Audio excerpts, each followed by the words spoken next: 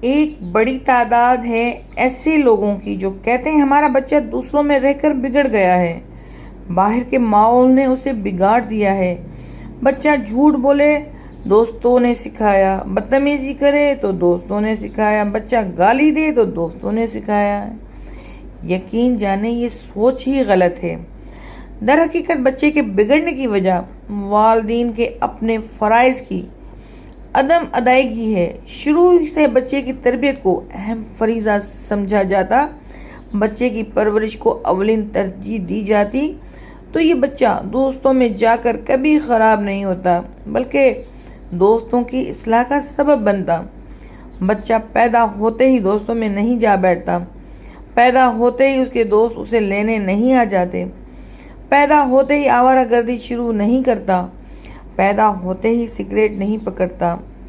کم و بیش شروع کے 10 سال تک بچہ مکمل والدین کے ساتھ اٹیچ ہوتا ہے، اور یہی وہ دورانیہ ہے جہاں اکثر و بیشتر والدین عدم توجہ کا مظاہرہ کرتے ہیں۔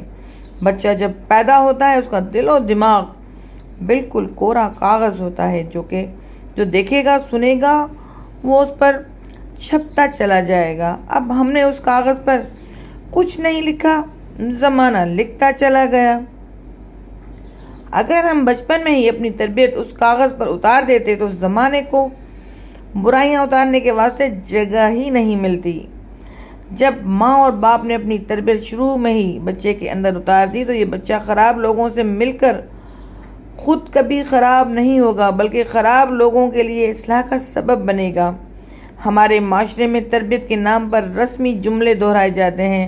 بیٹا جھوٹ نہیں بولنا بری عادت ہے، بدتمیزی کرنا بری عادت ہے، اور یہ رسمی جملے کبھی بچے کے اندر نہیں اترتے بلکہ نہایت ذمہ داری کے ساتھ، غور و فکر کے ساتھ اور دلچسپی سے کی جانے والی تربیت کو بچہ اپنے اندر اتارتا ہے۔ ہم معاشرہ دیکھ لیں، ہر والدین بچے کو رٹے رٹائے جملے سکھاتے ہیں لیکن فائدہ کوئی نہیں، اور اس کی وجہ یہی ہے کہ تربیت واسطے فکر مند نہیں، دلچسپی نہیں۔ ہاں سیکھ جائے گا، سمجھ جائے گا، ابھی چھوٹا ہے، اور اسی سوچ نے بیڑا غرق کر کے رکھ دیا ہے۔ ڈرامے اور فلمیں دیکھتے ہوئے مائیں بچوں کو دودھ پلا رہی ہیں، ایک ہاتھ میں بچے کا فیڈر ہے تو دوسرے ہاتھ میں موبائل ہے۔ ذرا سا بچہ رونے لگ جائے تو ٹی وی کھول کر دے دیں گے، موبائل ہاتھ میں دے دیں گے، اسے کارٹون لگا دیں گے۔ کوئی موسیقی سن کر بچہ ہاتھ پیر ہلانے لگ جائے تو سارے گھر میں خوشی کی لہر دوڑ جاتی ہے۔ اب وہ ماں اپنے بچے کی اعلیٰ پرورش کیسے کر سکتی ہے کہ اس کی خود کی زندگی ڈرامے، فلمیں، موسیقی، شاپنگ، گھومنا گھمانا، موبائل، فیس بک تک محدود ہو۔ ایک نظر باپ کی ذمہ داری پر ڈالیں تو بس وہی رسمی معاملات کے بچے کے خرچے پورے ہو رہے ہیں، ضروریات و خواہشات پوری ہو رہی ہیں، پورا دن کام میں مصروف، گھر آئے کھانا کھایا، بچے کو ایک راؤنڈ لگوا کر پھر دوستوں میں مصروف، اور پھر گھر آ کر موبائل میں مصروف۔ اسی طرح دن، پھر ہفتے اور پھر سال گزر جاتے ہیں۔ لہٰذا اس بچے کی تربیت کا جو سب سے اہم دورانیہ تھا وہ والدین نے اپنی ہی مصروفیات، اپنی ہی مستیوں میں ضائع کر دیا۔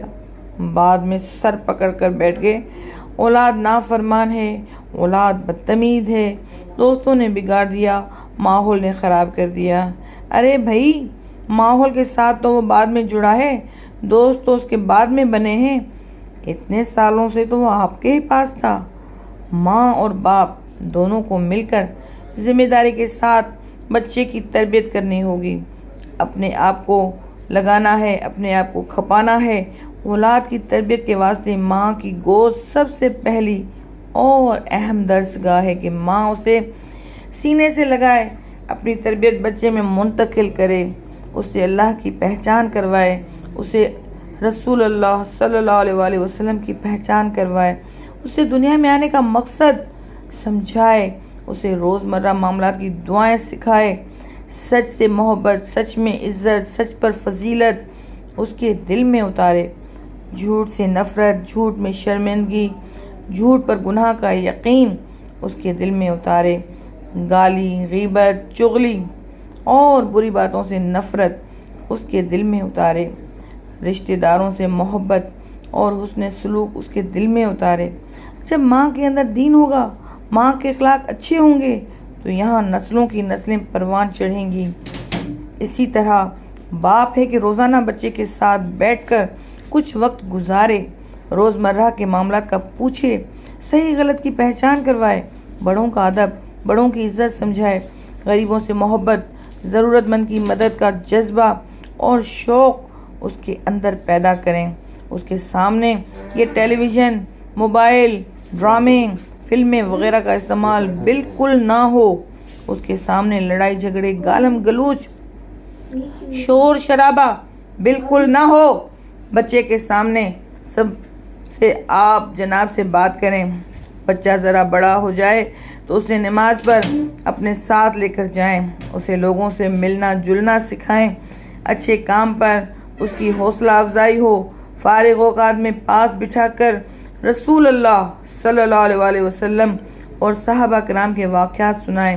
ایسے ماحول سے نکل کر آپ کا شہزادہ جب باہر کی دنیا میں آتا ہے تو کبھی باہر کے لوگوں سے خراب ہو کر نہیں آئے گا، بلکہ ان کے لیے اصلاح کا سبب بنے گا، ان کے لیے خیر کا سبب بنے گا۔